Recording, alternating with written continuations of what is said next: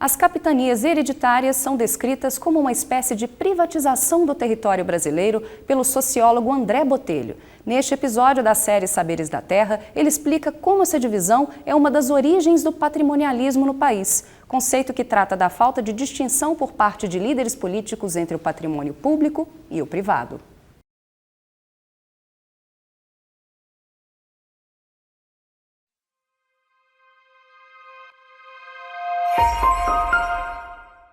Como uma espécie de pecado original da formação da sociedade, estão as capitanias hereditárias, que foram uma espécie de privatização do espaço do território brasileiro. Quer dizer, a coroa portuguesa, por vários motivos, cede a proprietários provisórios, mas privados, a administração de extensas faixas do território brasileiro.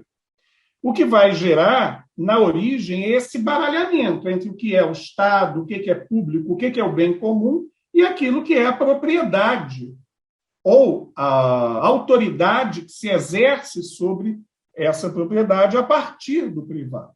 Então, esse elemento, na origem do baralhamento do público e do privado, vai ser retomado por diferentes autores e de diferentes perspectivas.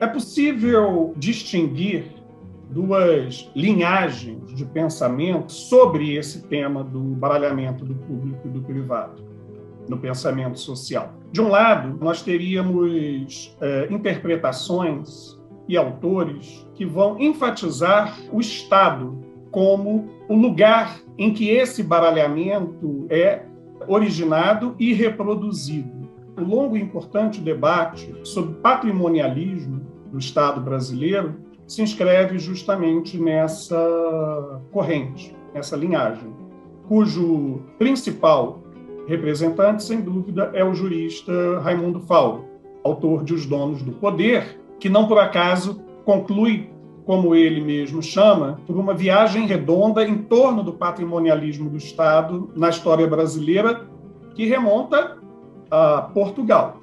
Há uma outra vertente que, no lugar do Estado, vai enfatizar exatamente a sociedade, como o lugar a partir do qual se origina e se reproduz esse baralhamento entre público e privado. No caso dessa segunda vertente, a principal característica, eu diria, é a de atribuir às formas sociais assumidas pela propriedade fundiária desde a colonização portuguesa no Brasil o papel central nesse baralhamento entre público e privado. A gente pode lembrar de um autor central na formulação dessa tese, que é Oliveira Viana, que publica em 1920 o livro Populações Meridionais do Brasil, onde, de fato, há uma formulação sintética que condensa todo um debate que já vinha ocorrendo desde o Império sobre esse baralhamento do público e do privado.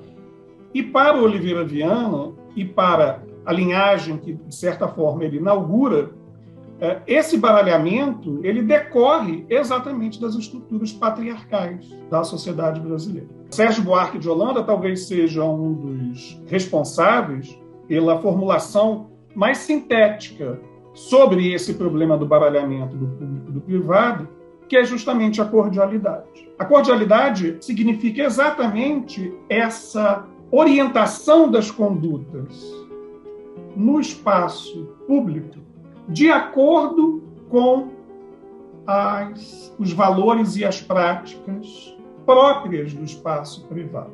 E o Sérgio Buarque, ele considera esse um grave problema para a democratização e para a democracia da sociedade brasileira. Ele vai dizer que não existe um gradiente entre privado e público, que o público só se constitui pela ruptura com o privado.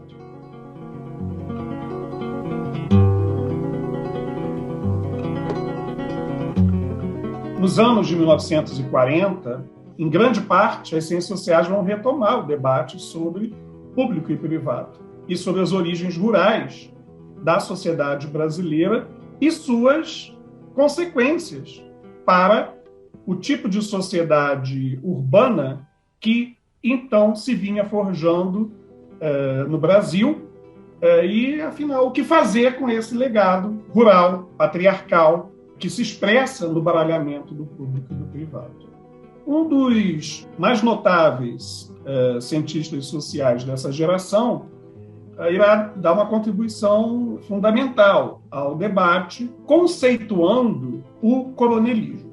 Eu me refiro a Vitor Nunes Leal, que escreve uma tese justamente sobre o coronelismo na Primeira República, ou seja, de 1889 a 1930.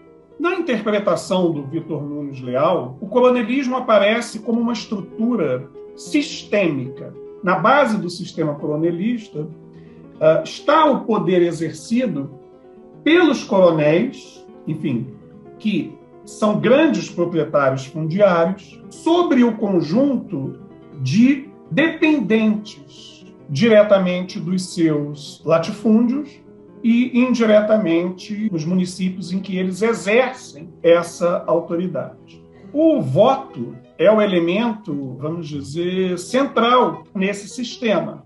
Para o Vitor Nunes Leal, ele vai caracterizá-lo, inclusive, como voto de cabresto, ou seja, como um elemento que está ligado à estrutura extremamente violenta das relações fundadas nessa prática coronelista. Além do que, as eleições eram sabidamente fraudadas, de acordo com a correlação de forças entre os coronéis locais, o poder local, e o poder estadual e federal.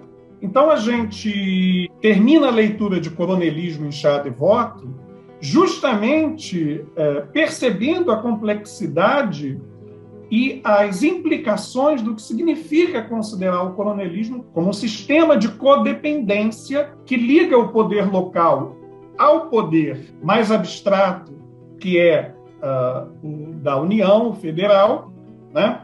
Passando por todas as alianças e correlações que ele implica no âmbito estadual também.